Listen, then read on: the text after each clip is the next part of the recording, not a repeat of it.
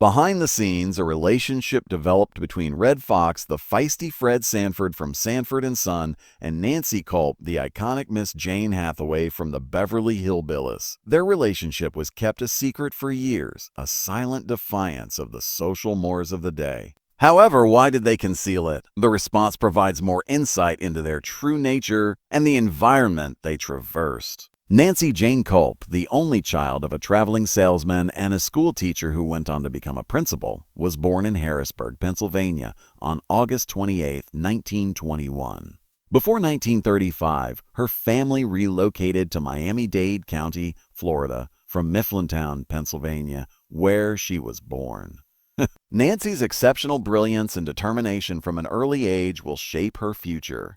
She studied hard and graduated from Florida State College for Women, now Florida State University, in 1943 with a bachelor's degree in journalism. She was not satisfied with her schooling and pursued a master's degree in English and French at the University of Miami. Enlisting in the Pi Beta Phi sorority, Nancy Culp started her career in the field of language before the cameras called her name.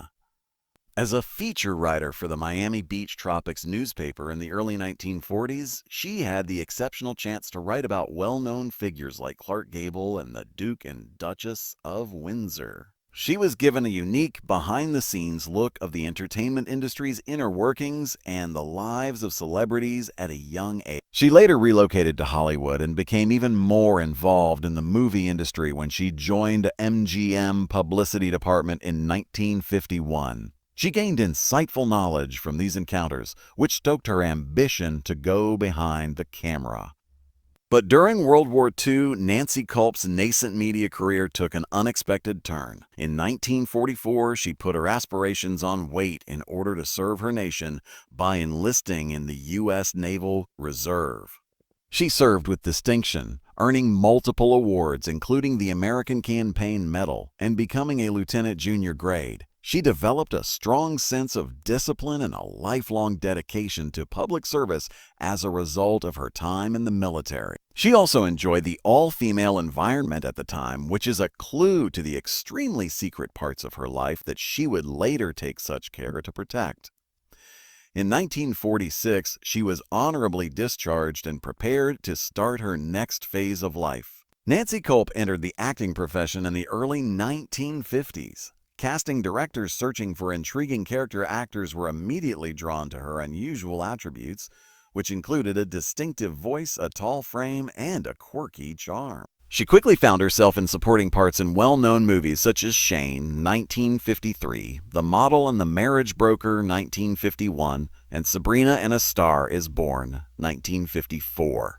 She was frequently portrayed in these early chapters as quirky townspeople, spinsters, or secretaries. Even though these parts were frequently little, Nancy Culp's subtle acting made them all memorable. Her major break came when she was cast in the popular CBS sitcom The Beverly Hillbillies, which ran from 1962 to 1971 as Miss Jane Hathaway, the prim, efficient, and frequently humorously longing. She was nominated for an Emmy in 1967 for her brilliant performance, which combined strict professionalism with a faint love desire for the naive Jethro Bodine. Outside of her well-known career, Nancy Culp's private life was mostly unknown to the general public.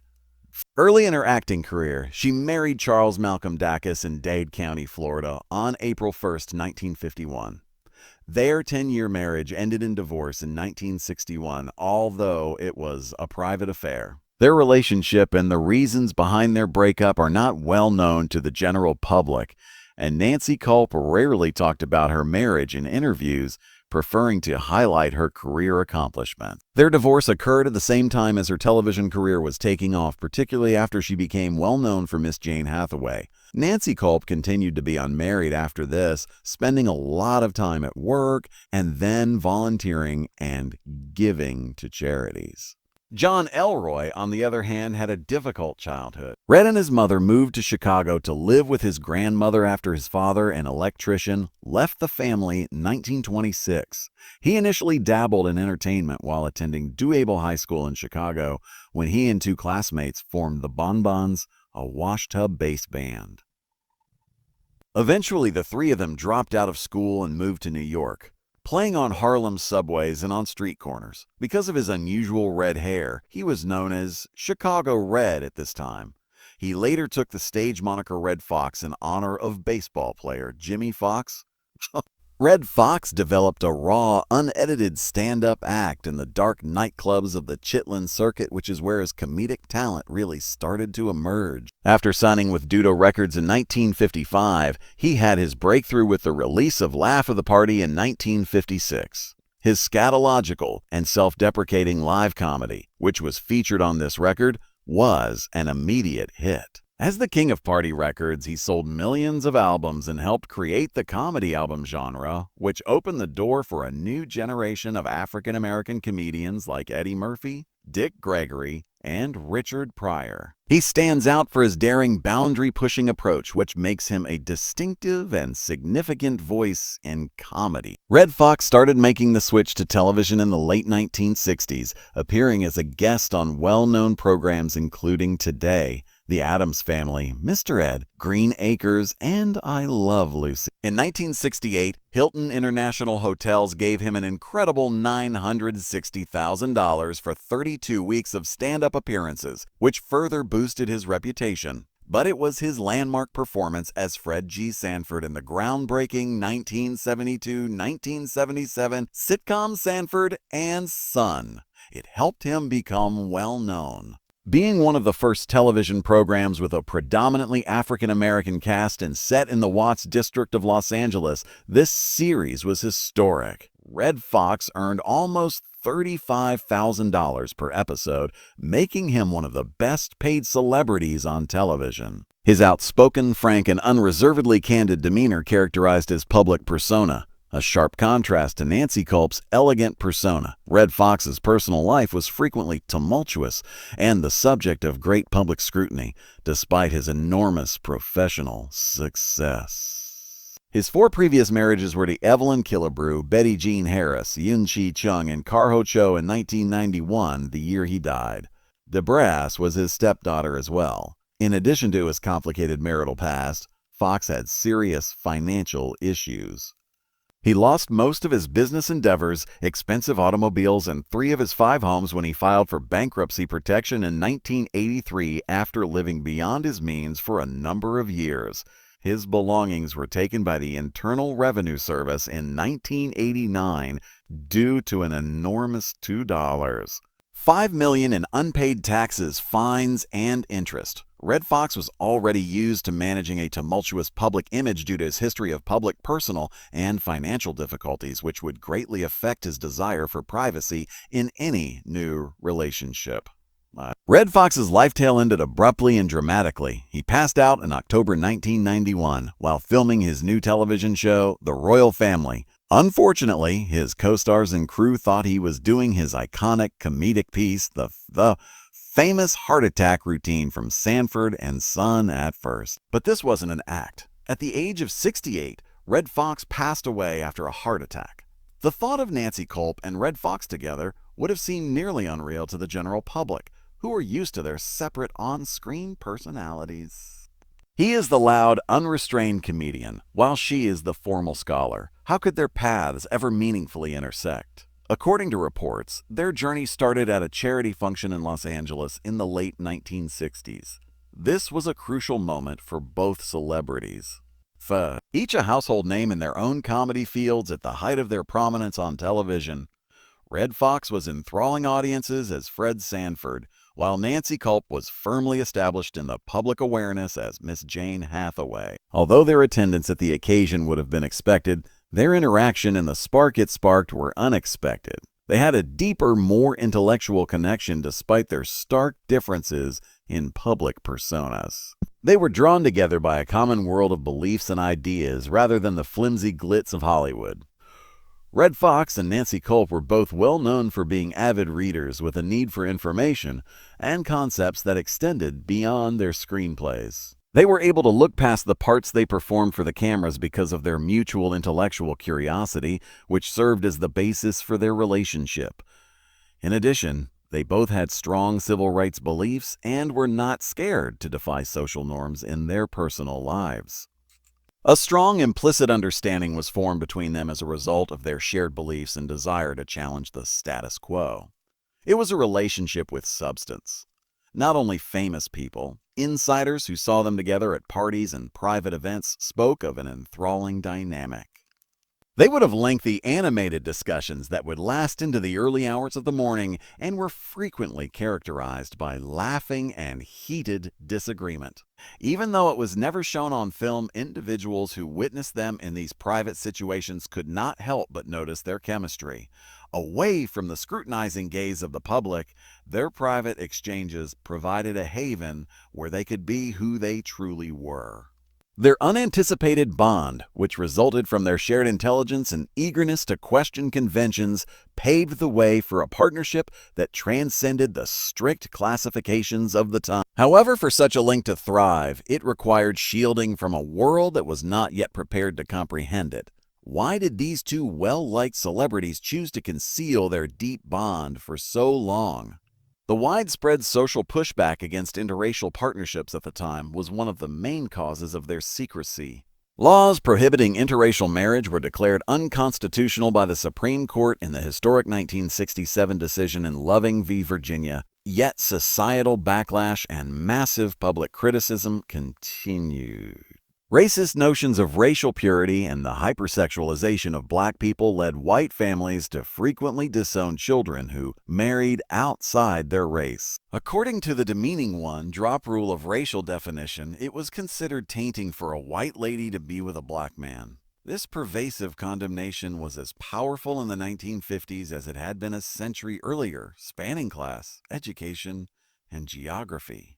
There was a great deal of pressure, and white parents would occasionally even put their daughters in confinement or mental health treatments in order to break up with them. To make matters more complicated, certain members of the black community had complex opinions on interracial partnerships and occasionally viewed them suspiciously as a sign of disloyalty or an attempt to avoid being black. There were worries about assimilation versus trying to better the black community, despite the fact that society was generally more accommodating than white society. Being an interracial marriage meant that Nancy and Redd might encounter criticism on several levels, making public recognition a risky undertaking for their professional and emotional well-being. In addition to the racial complexities, Nancy Culp had her own very private secrets. She was well known for being intensely private, which permeated her sexuality and personal life. She made nuanced, nearly coded admissions of her sexual orientation in interviews. She famously said, "My own reply would be that I'm the other sort," when asked if opposites attract. Birds of a feather seem to flock together in my experience. For good reason, she never used the word lesbian in public. Disclosing one's homosexuality or bisexuality posed serious professional hazards for performers in Hollywood at the time. It was frequently referred to as a death question for their careers. She publicly declared that, had she been outed, she would not have voluntarily come out as a member of Congress. Her intense need for seclusion in every area of her private life was further underscored by the mystery surrounding her brief marriage to Charles Dacus and her subsequent refusal to talk about him. For his part, Redd Foxx was already managing a tumultuous public persona. His 4 marriages and well-known financial difficulties have made his personal life a regular topic of news stories. The Internal Revenue Service seized his belongings when he declared bankruptcy and owed millions in taxes. His already complicated public image would have been considerably more scrutinized and scandalized if he had added an unusual relationship, especially an interracial one, which he probably sought to avoid in order to safeguard his job and achieve a certain level of inner tranquility. He was already under a lot of strain, and a public relationship like this would make things far worse. In the end, they both decided to keep their relationship a secret because they wanted to shield something unique and sincere from a society that frequently made snap judgments about people based on their outward looks and strict social norms. What exactly was this secret connection that went against so many social conventions? Their relationship was based on a strong foundation of respect and regard for one another. So, with her keen intellect and commitment to civic duty, Nancy Culp was able to see past Redd Foxx's brazen, uncensored comedy facade. She appreciated his unafraid approach to comedy and understood its potential as a social critique tool. Her own desire to question social norms and address significant concerns was echoed by his capacity to speak the truth, even if it was offensive. She valued the knowledge and depth that underpinned his raucous theatrical character. On the other hand, it is said that Redd Foxx was attracted to Nancy Culp's keen, intelligent, sardonic humor and distinct sense of humor. He saw her as more than simply the prim and proper Miss Jane Hathaway, and he valued her depth and substance. He discovered in Nancy someone who could hold his attention, someone who shared his enthusiasm for questioning the status quo and his intellectual curiosity. Even though they never displayed their chemistry in public, the few insiders who saw them together at parties and other events could tell they clicked. These were chances for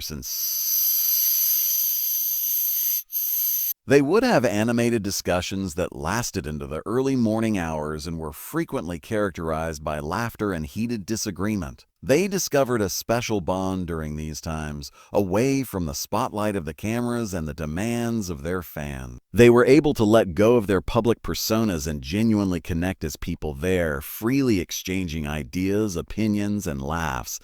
Their secret stayed just that, a whisper among a select few, a mystery to the majority, for decades. Unaware of the underlying connections between their lives, the world knew Redd Foxx as the gregarious Fred Sanford and Nancy Culp as the stately Miss Jane Hathaway. But as time went on, and the tragic coincidence of both stars dying in 1991 became apparent, the truth came to light.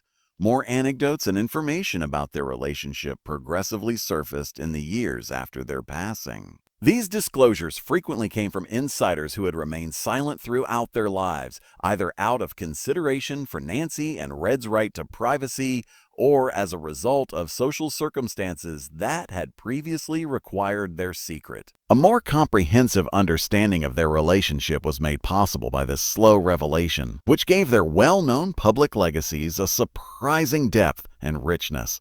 Although it took time, the puzzle of their secret link started to take shape piece by piece. Our perception of Redd Foxx and Nancy Culp is drastically altered by this untold story. According to Nancy Culp, it shows a woman with even more depth and unspoken interests, one who led a much more complex life than her prim on-screen persona implied. It portrays her as someone who, even at the expense of privately breaking social conventions, sought out real, intellectual, and personal connections.